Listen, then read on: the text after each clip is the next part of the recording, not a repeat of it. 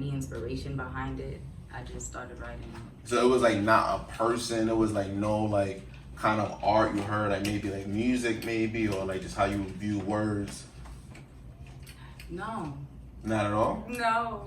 Like I like other artists. Like I love music, and like I got into music first, and then I felt like I needed to take something serious before music. Okay. Like so I got into poetry because that's something I already did. Oh, okay. So when it comes to music, though, who did you like? Like what? Lauryn Hill. Oh yes, let's talk Music about Soul it. Child. Okay. Those like I like old school music. I fuck with Lauryn Hill. I love Lauryn. She's a queen. Shout out to Lauryn Hill. I really love her. Like she got like amazing music, great art, just great creations. I love her. Yeah, Lauryn Hill is dope. So speaking of Lauryn Hill, like how you feel about the '90s era, like in terms of music? Personally, I loved it. Okay, who you like Aaliyah? Yeah, of course. Aaliyah's one of everybody's favorites. Yeah, that's that. So like, I feel like the '90s. I feel like I felt those songs, although I didn't understand them at the time. So like now listening to them, now listening to them and knowing the words, it's like it brings you back to those moments where you felt like you thought you understood, and like so, it's timeless. That's all it is. That's what music's supposed to do. Like you're supposed to be able to make something that can hit you 20 years or 3 days later. You feel me? Yeah. I was just about to say, it sounds like music impacted you for real. Yeah. That's all it is. You know what I'm saying? Especially like this. So like you said with the '90s, you said like Lauryn Hill. How you feel about the whole Brandy and Monica thing recently? I ain't gonna lie, I was in the crib. I had a great time. I was drinking. You know what I'm saying? Like I really love those two queens. Like Brandy and Monica was fire. It seemed like you don't know about you don't really. No, I love Brandy and Monica, but What's the but? Oh man. I feel like Brandy had that one. What? She didn't play nothing from Full Moon. Listen, first of all, she came out with her Moesha journal, Ready for War. Like, I was waiting for the intro. The Mo to the E shit. She should have pulled that out at the end. I'm not even gonna lie. But I felt like I like Monica though, like, she's dope in her own, like. She just like auntie, like, that's like the OG. You know what I'm saying? But it's crazy similar to Monica, like, I'm not saying I was listening to Monica when I was a young age, but as I got older, my mom playing it, I started understanding what Monica was saying, like, you know, just one of those days, and like, you know, just knowing as you get older, and it's crazy. Monica is like fire. She's like fully free though. She's fire. I feel like personally for me though, it was more like my choice was a little biased because like I grew up on Brandy, so like all those hits were my hits. Like you feel me? Like, yeah, she kind of killed it with the song "I'll Be Missing You" on "Set It Off." You know, everybody watched Set It Off. That song that hit home. You know me when Queen Latifah died, that shit was different. You know what I'm saying? So. Shout out to Set It Off, one of the classic movies out there. That was the craziest fictional death. I'm the worst. I don't know too much about the history. I'm the worst. But Set It Off? I did watch Set It Off. Yeah, I can tell you that much. Might not, but the song, this just still re-engineered. Or at the end, fucking, you know, what's her name again? Who was alive? I'm sorry. What are you talking about? On Set It Off. Oh, I only remember Cleo name. I don't remember none of their names. See, look. I gotta go and watch it for myself again. I think it was Cleo, Chloe. I said Chloe. Yeah. Cleo. I'm wild, but yeah, that's just another topic. But "I'll Be Missing You" was playing at the end, and it kind of hit you type home type shit. So that's like the history of Brandy and shit. So like it seemed like you like R&B a lot. Yeah. All right, so let's talk about 2000s R&B, like, and because today I want to really talk about, I want to specify like the impact R&B has, like music, but like what R&B has on the culture, and like that's really really big because like we live in a society where they don't normalize men and women can speak about the same thing and get the same reception from it. You feel me? Because then, you know, like guys, they could talk about like, you know, the women, the money, the power, everything. You feel me? But like women, they say it gets a different kind of feedback. You feel me? So you being a woman of African descent, how do you feel about that? Can I curse? Yeah. Talk to me. Talk dirty. Bullshit. Talk to me. Like, I feel like that's what I want to get into in my poetry. Like, I feel like that's my whole aesthetic as a poet. Like, to show that I can be all these things. Versatile. Yeah. And character. Like, yeah. So, like, the fact that you said, like you said, like, men, like, are able to talk about whatever they want to talk about, and women, like, they really have to, it's either like, women have to be one of two types. Like, as far as music, as far as life, as far as everything. It's either... Especially the black women. Yeah. So, like... It's rough. Y'all living in a world where nobody wants to hear you. You know what I'm saying? Rough. So, right. And especially you in the industry, it's like, do you be silent or do you voice your opinion? Like, so how you feel about like the city girls of R&B? Like, I don't know if that makes sense. Like, who is gritty in R&B that talks about whatever she wants to speak about? Janae. Aiko? She's crazy. She be talking Yeah, spicy. she's so spicy. I love her. She's so spicy. She be talking hot. That's actually one of my favorite R&B artists. I like Janae. Shout out to Ari Lennox. I love Ari. I love her. I love Summer's cool. Summer's really nice. I like her. She's slept on. You know what I'm saying? So there's a lot of artists out there that's really, really well with their music. Yeah.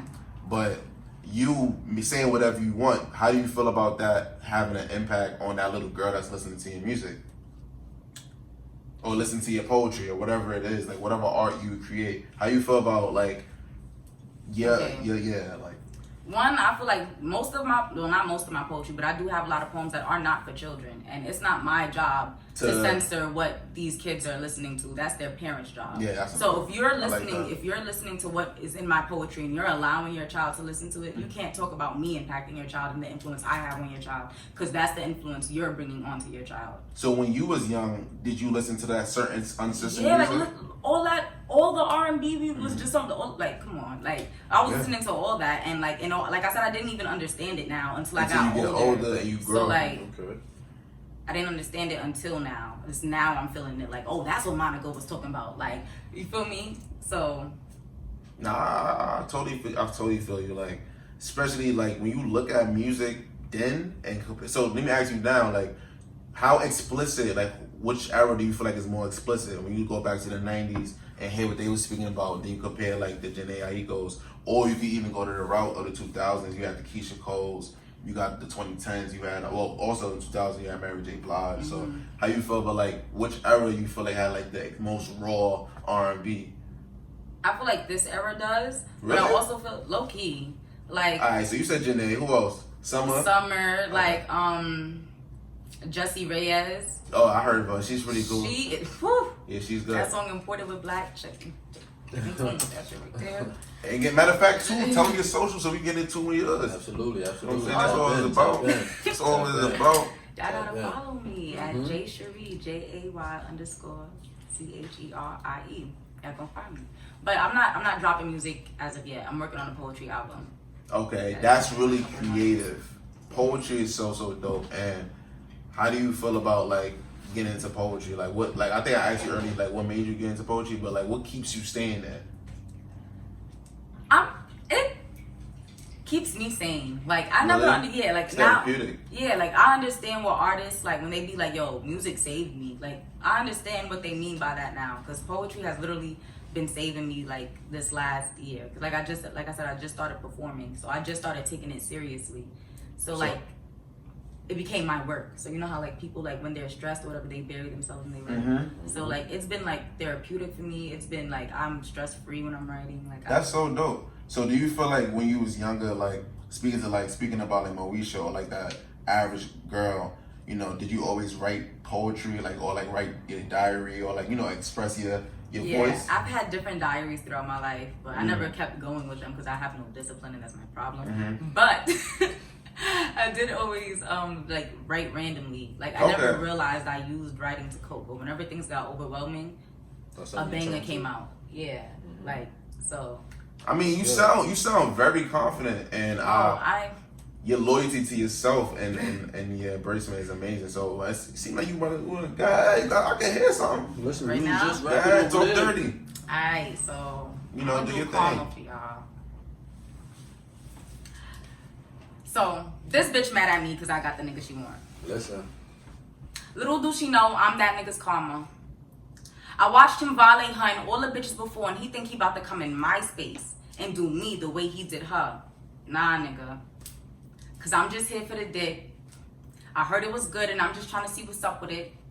I heard it got a curve and it make bitches bust quick, and after the kill he turns to call a lift, but when he tastes this pussy, he not gonna want me to dip. He gonna ask me to spend the night and wake me up to some breakfast in bed. Messages at 10. Take us out, pay for me and my friends, cause he know I'm not settling for less. He know just to fuck with me, he gotta do his best, and I'm just a kill in his head. To him, I'm just a hoe playing hard to get, but I know after he catch this vibe, I'm gonna be the bitch he never forgets.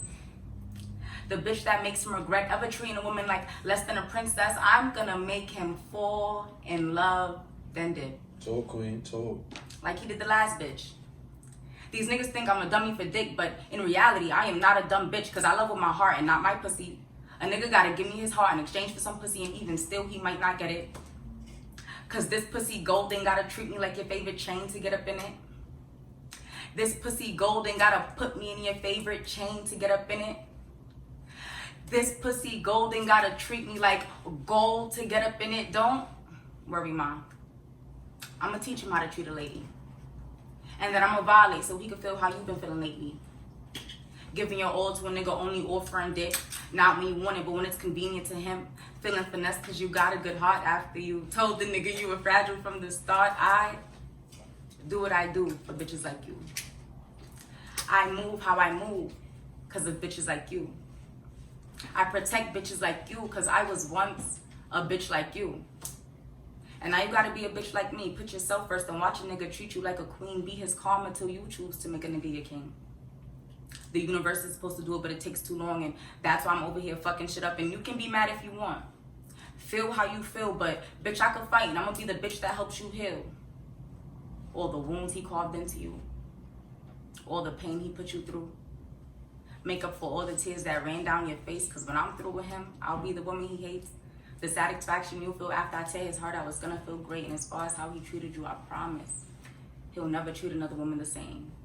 Because my name is Karma, aka J. Cherie, the Real Ghetto Poet. That man had a humbling experience. You know what I'm saying? Like, it was very visionary. I walked through every line. And listen, still sharp and still. Before we get out of here, I'm definitely gonna want to power gratitude and hearing that, because it's like, woo, I felt that in the veins. From man, that was crazy. Like, thank you. That was crazy. What made you what made you like come up with that? Like, what kind of space you was in to say some shit like that? I was on the. This actually came from a conversation I had with one of my good sisters, my friend Jasmine. I was talking to her and she was talking. Shout out to Jasmine. Shout out Jasmine. Shout out to Jasmine. That's my baby. Love you. Right? So I was talking to her and we was talking about like niggas. You know, like we was just, you know, having girl talk, like fuck these niggas and these niggas gotta do this and these niggas gotta do that. And like she had wrote a post and she was like, bitches be mad at me whole time I'm that nigga's karma.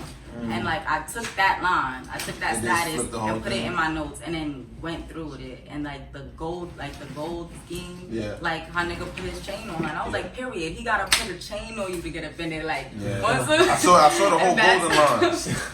Yo, listen, I'm so weak. And that's where that came from. Listen, that was crazy. And before we get out of here, just let everybody know where to follow you at, because they need to hear more of that out here. I ain't gonna hold you. I was crazy. Thank you. You know what I'm saying? Follow me. Absolutely. At J Cherie, JAY_CHERIE. You can find me everywhere with that same name. And then we got a Still Sharp and Still shirt for people to show love. Because I'm ready to wear this. Still Sharp and Still. The fit that's gonna come out of this. It's gonna be crazy. It's a love movement, is love. You know the vibes. Love is love. We out of here.